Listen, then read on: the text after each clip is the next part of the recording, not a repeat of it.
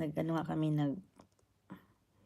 magtanungan nga kami, o bakit nagtatanggalan ng subscribers, nagtatanggalan ng views, kung hindi ka makapag-ano live, hindi rin. Ano kaya 'to nangyari? Basta upload lang 'pag may video, yeah! Sinabi mo, ano ba itong dance party na 'to, be? Ay, ang pangit naman ito, uy. Uy, ayaw ko niyan.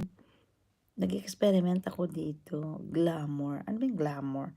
Ay, ambot lamang, ano ba yan? Ano naman ito? Hunt. Uy, kapangit, uy. Ano ba ito? Nag-experiment ako. Baka may mga violation. Oh, right. Ay, ganun. Baka may mga violation sila, host. Ako kasi yung aking ano is subscribers. Kasi hindi na ako nakakapunta sa mga pangatan ba. So sabi ko, ala, ano ba yan? Sabi ko, mag-live na lang ako dito kahit papaano. Nag-upload naman din ako talaga ng videos ko. Kaya lang, syempre, ang hirap mag-editing. Night kaya ako dito ngayon. Correct. Pantanggal stress na lang talaga ito. You are correct talaga.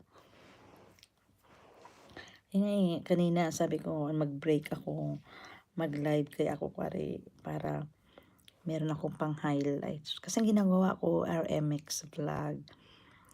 Yung pag mag-live ako, kumukuha ako ng highlights para just in case yung makapag-upload ako ng mga ano ba, makapag-upload ako ng mga videos, yung highlights. Malaking tulong din yun kahit pa paano hindi ka ma-zero. Pero ang hirap.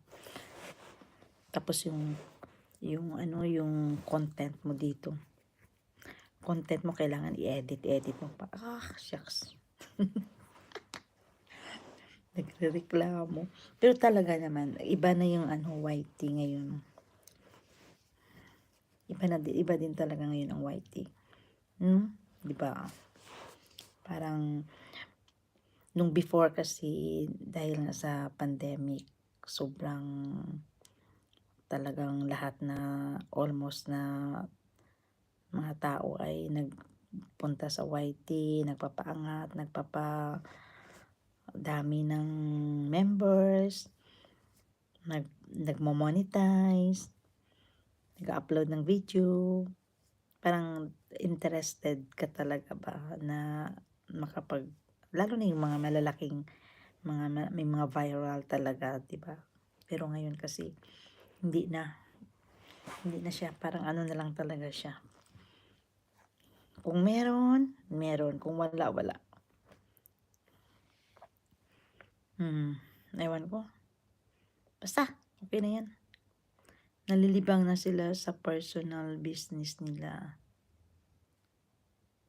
Yeah, correct talaga. It's back to normal. It's back to normal. Kasi before talaga, diba? You understand naman na ito, yung yung social media lang yung before. Dito sa YouTube. Tapos may mga nagla-live. Dami kayang kita ng mga nagla-live before. Siyempre may mga laro, may mga games, 'di ba? You remember that? May mga games. And then tapos nung back to normal na, ayun, hindi na masyado. Ako naman tinuloy-tuloy ko lang kasi sabi ko sayang naman yung channel mo pagka hindi ka makapag-upload. Di gaya dati wala silang magawa kundi sa YT na lang ang option. Yeah, you are right. Or any social media. Ang reels. Ang reels ngayon ang bumibida. Matatawa ka man sa mga nagre-reels. Oh, pero grabe ha. May income. Grabe man ang mga income nila. Pinapakita nila yung mga payout nila. Diba?